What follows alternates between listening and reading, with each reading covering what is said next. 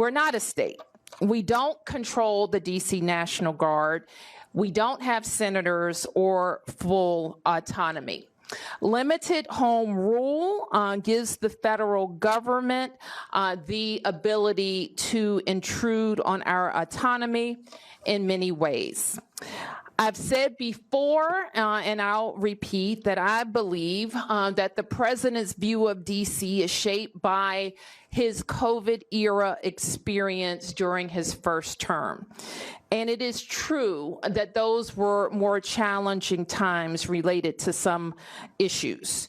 It is also true that we experienced a crime spike post-COVID, but we worked quickly to put laws in place and tactics that got violent offenders off our streets and gave our police officers more tools, which is why we have seen a huge decrease in crime because of those efforts.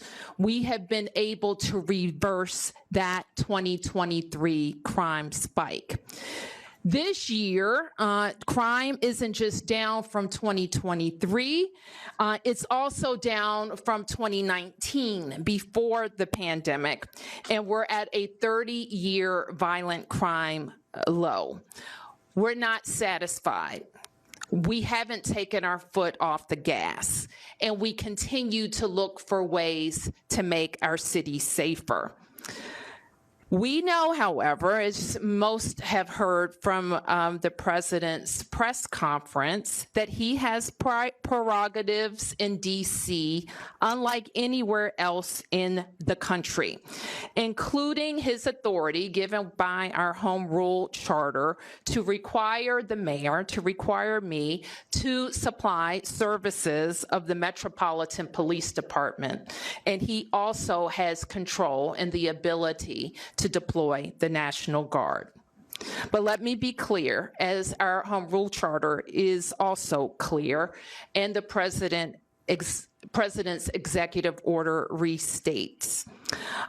Chief Pamela Smith is the chief of the Metropolitan Police Department, and its 3,100 members work under her direction.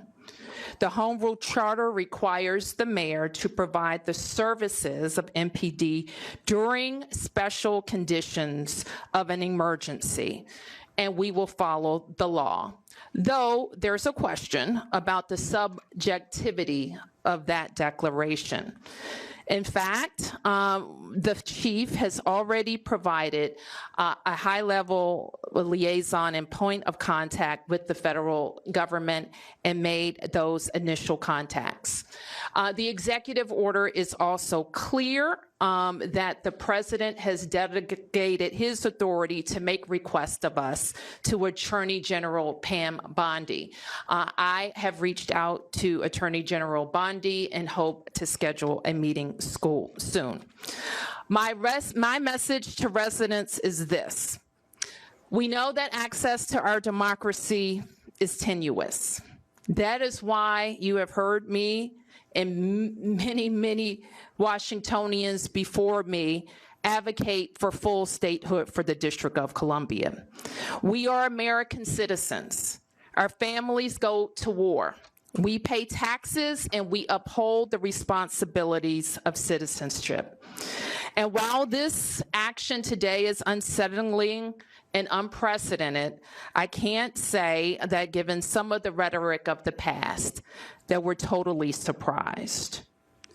I can say to DC residents that we will continue to operate our government in a way that makes you proud. We will balance our budgets. We will deploy our services. Our kids are going to start school on August 25th, and we will work with the federal government to do the things that they should do for our city, including making sure that we have the judges that we need, including making sure that all federal parks are supported, not just with law enforcement, but with other clean and safe activities, and including making sure that our economy is supported by rational federal actions as it relates to the federal workforce, federal workers, and federal property in the District of Columbia.